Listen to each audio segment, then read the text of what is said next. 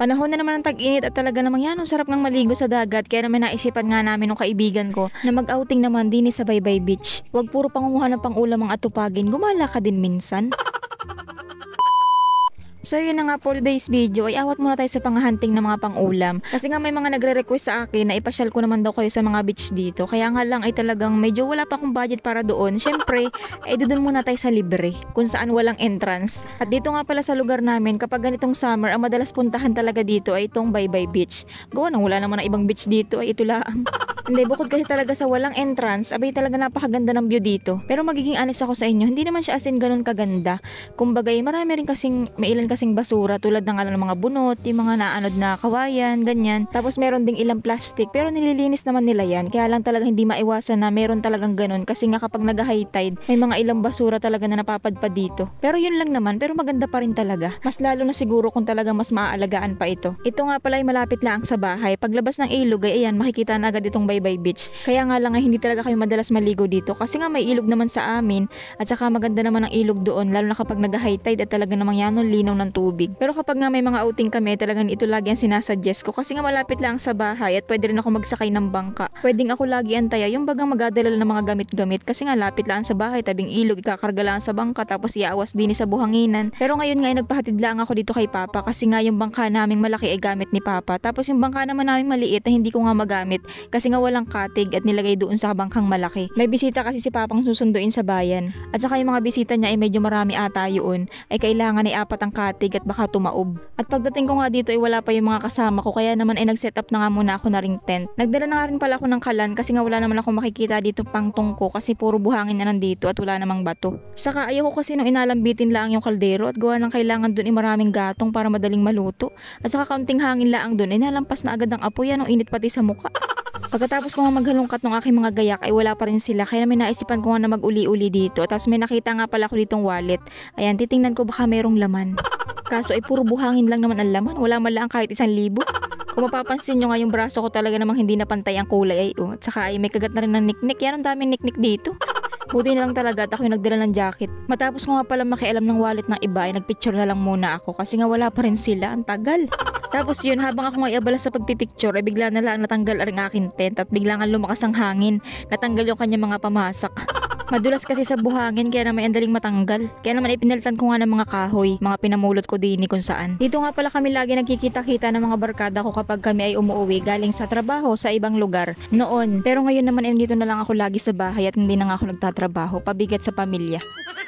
Dito kami madalas mag-photoshoot kineme kasi mahilig talaga ako kumuha ng mga litrato. At yun nga at ginagawa kong model yung mga kaibigan ko. Ay di sila naman ay go na go din at mahilig nga rin silang magpa-picture. So bali ito nga pala yung mga kuha ng mga kaibigan ko dito. Ayan, yung mga kuha ko sa kanila. O diba yan, ang gaganda ng mga kaibigan kong yan. Ay baka naman.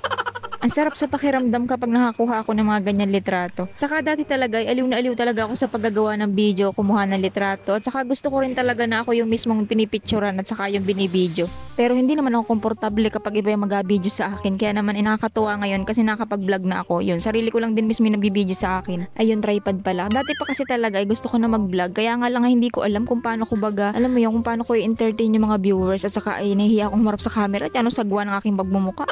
Pero ngayon nga ay masaya ako kasi nagagawa ko na yung mga gusto ko at saka ay ayun may mga sumusuporta na rin sa akin. Maraming salamat po sa 100k followers. So yun na nga. Marami nga pala kami pero yung tatlo na yan lang ang madalas ko makasama sa picturean kasi yung iba ay may mga kanya-kanya ng buhay. Pero ngayon nga ay talagang hindi ko na rin talaga sila halos nakakasama. At ang mga kasama ko lang ngayon ay yung isa. Yun na unang picture na pinakita ko sa inyo. So yun na nga sa akin natagal-tagal ng pagkakahintay ko sa kanya. Ayan dumating na nga siya. Ay sila pala. Marami nga pala siyang kasama kasi kasama niya yung dalawa niyang pamangkin, tapos yung kapatid niya at saka yung jowa niya at jowa ng kapatid niya. O diba sana all late na nga nagsama pa ng mga partner nila. Hindi mo lang ako naisip na wala akong kasama. Ay jowa day pala ito, akala ko mag-vlog lang kami.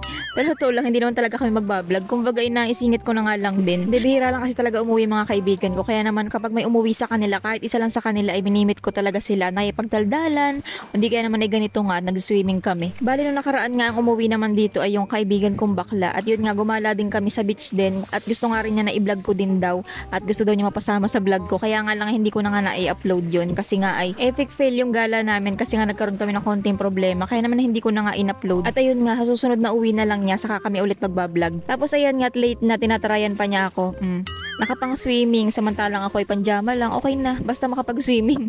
At dahil nga late siya, ayan, siya ang pinanguha ko na ring panggatong. Uutos-utusan ko siya ngayon, kala niya ha.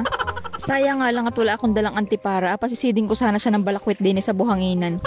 Kukunting kahoy nga lang pinakuha ko sa kanya pero yan ang sama na niya makatingin. So bali, ang lulutuin nga pala namin ngayon for today's video ay ginataang bagumon. Ito nga pala yung mga pinanguha ko nung nakaraan ay bala ko sanang i-vlog kasi nga iba-vlog ko naman talaga sana ay papaitan. Kaya nga lang iyan ang dalang ng papaitan kaya naman inauwi sa bagumon. Tapos rin nga mga sugpo ay binigay lang ari sa akin. O diba, iba talaga kapag maganda ay iya pilingon. Bali, hahalbusan ko nga lang pala itong sugpo o ilalaga ko na laang. Tapos nagdala na nga rin pala ako nitong mga nahuli ko sa pangahapin na isda. Ang tawag sa amin ng ganaring klase ng isda ay liglig.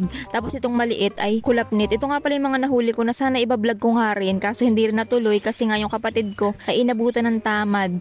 Kasi nasa kalagitnaan na kami ng panghahapi na sabi ko yung magaluto na nga kami ay nagakit ng umuwi. E di ayun, di hindi na natuloy. So yun na nga, tududaldal naman din ni si Romabel ay at ako yung sinasabihan nga dapat kumuha daw ako ng magagandang shots pang intro ko daw din sa vlog na are. Pero sabi ko nga sa kanya nakakuha na ako kasi dati pa naman ako may mga video dito sa Baybay. Kapag ako'y napapadaan din sa Baybay talagang binibidyohan ko ito. Kaya nga lang ngayon ay nawawala. Hindi ko nga alam at na-delete ko na siguro. Yung mga nahuli ko nga palang isda sa panghahapi na iihawin na lang namin. Ay susunugin pala. Ito naman may hitsura ng pag-aapoy ni Romabel ay Hindi ko nga rin alam at ako ito do video lang din. Hindi ko nasabihan. Bahala pa yan. Sunog kung sunog. Medyo hindi nga pala ako komportable mag-video kasi nga medyo nakakailang at medyo nahihiya nga ako. Syempre may kahihiyan pa din naman ako kahit papaano. At saka naninibago ako kasi hindi naman talaga ako sanay na may mga kasama sa vlog at lagi lang akong mag-isa.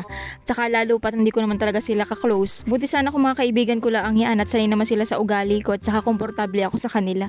Eh baka kasi kapag pinakita ko yung tunay na ugali ko ay baka isipin ng mga ito ay ako'y baliw. Tapos ito nga si Romabel, kanina pa ako tinatarayan ng kanyang outfit pero may tag pa naman. Kadali-dalianan siguro, hindi na natanggal. Kaya siguro ito tinanghali na. Kasi nga dumaan pa siguro sa bilihan na rin. Ganito pala dapat kapag magluluto, dapat may tagapayong. Buti na lang talaga at ako'y sa loob ng trapal nagluto at wala akong tagapayong. At dahil nga kanina pa ako naalibadbaran sa kanilang dalawa, kaya na may kumuha na nga ako ng tulos at sasaksakin ko sila. O hindi, maglalagay ako ng tulos para may pagtatalian na ring payong. Para hindi masakit sa mata. Pero sabi nga nila, ay wag na daw. Kaya naman ako nanahimik na nga lang din sa sulok. Gusto ko lang naman makatulong. So yun na nga, mabalik na lang tayo sa pagbablog. May mga dala nga rin pala silang pagkain bukod sa mga pagkain na dala ko. Tapos bumili nga rin pala sila ng bangus. At iihawin na nga lang namin. Ang bala ko nga pala sana, ayain din ulit itong kaibigan ko sa pagbablog talaga as in yung catch and cook. Kaya nga lang ay nagkataon na walang hibas ngayon sa umaga at puro sa gabi lang. Ay hindi ko naman siya pwedeng ayain sa pangingilaw at baka matinik lang ng kung ano sa dagat. At saka buti kung sasama pati yan ay busy din naman yan. Pero totoo lang ay gusto ko talaga silang makasama lahat sa isang vlog. Kaya nga lang ay ayun, mga kanya-kanya naman ang buhay ang mga bawat isa. At hindi ko na nga sila mahagilap. Ang saya siguro ng ganun ay ano yung overnight baga. Kaso nga lang kasi dati hindi ko kasi naranasan yan. Nag-aaral ako at yan nga. Alam mo yun, laging bawal. Hanggang dito nga lang talaga ako lagi sa Baybay. Dito lang ako pinapayagan. Hindi pwede sa malalayong lugar. At saka hanggang ilang oras lang pati ako hindi ako pwede magtagal. Pero ngayon nga gusto kong bumawi at pwede na akong gumala kahit saan. Kaya nga lang ay mga busy na sila sa kanilang buhay. At ayun, ngayon palagi ako na lang lagi mag-isa. Pero okay lang naman, ganoon talaga ang realidad. Hindi naman habang buhay ay makakasama mo sila. Kaya naman ay pag may pagkakataong nagkikita-kita kami, ay talaga naman sinusulit namin yun. Maghapong kwentuhan, malala. Ganoon naman talaga mga babae. So yun na nga, kain po tayo guys at pagkatapos nga namin kumain ay kami mag-swimming na. Sana nga lang talaga hindi kami masalabay at panahon pa naman ngayon ng salabay. Pang-asar kasi yung mga salabay na yan kung kailang panahon na ang sarap maligo sa dagat ay saka sila na ipagsabayan. Nga pala itong kaibigan ko ay pinsan ko rin yan. Yan yung magkapatid na babae na yan. Hindi ko nga alam bakit naging kaibigan ko yan. Napakataray niya nung elementary. Lagi ako binubuli niyan. Kapag ako nagsusulat ay inuuga-uga niya yung lamesa ko. Tapos palagi niya pang hinahatak yung buhok ko. Tapos siya pa yung malakas sa loob na magsumbong sa teacher namin. Dati kasi talaga ay tahimik lang ako lagi sa school. Ako yung tipo na laging binubuli. Maraming mga nambuli sa akin nun Parang gusto ko nga silang isa-isahin. Parang gusto ko silang i-mention. Mahinanakit. Ganoon naman talaga kapag mga bata, may mga pagkasalbahe talaga, hindi mawawala yun. Pero nung grade 6 nga ay nagbago na ako at hindi na ako napayag na ako inabuli kasi nga naranasan din ng mga kapatid ko, mga lalaki pa naman yung mga kapatid ko. Ay sa akin pa nagasumbong, pareho lang naman kaming inabuli sa school. Kaya naman ay ayun at kinausap ko nga yung mga nambubuli sa kapatid ko. Kinausap ko lang naman at ayaw ko din naman makipag-away. Kinausap ko siya habang hawak ko yung kwelyo niya. At ayun, matino naman kausap. So yun na nga, mabalik tayo. Ari nga palang pagkain namin ay halos puro ulam, kaunti ang kanin. Tapos nakakatuwa naman to si Romabel, yung kaibigan ko. At gusto ipagmasip-sip kami ng baguman, isabay-sabay at nakatingin pa sa camera. Nakakatuwa talaga itong mga kaibigan kong ito. Gawa ng kahit ano bagang gawin ko sa buhay, palagi nila akong sinusuportahan. Nga pala, iilan lang yung mga nakuha kong video at saka hindi na rin pala ako nakapag-video habang kami nagalangoy at gawa ng yung cellphone ko ay full storage na at gawa naman nakapending pa akong isang vlog. Hindi ko pa tapos kasi i-edit kaya naman hindi ko pa ma-delete. So yun na nga, bago kami maligo ay syempre hindi mawawala ang picturean at lalo na't mga babae. Hindi kompleto yung outing nila nang wala silang picture. At yung dalawang magkapatid nga hindi nasisiyahan sa suot ko kaya naman pinahiraman nila ako na ring pantaas nila. Hindi kasi ako mahilig magsuot ng mga ganito lalo pat puro likod lang ang meron ako.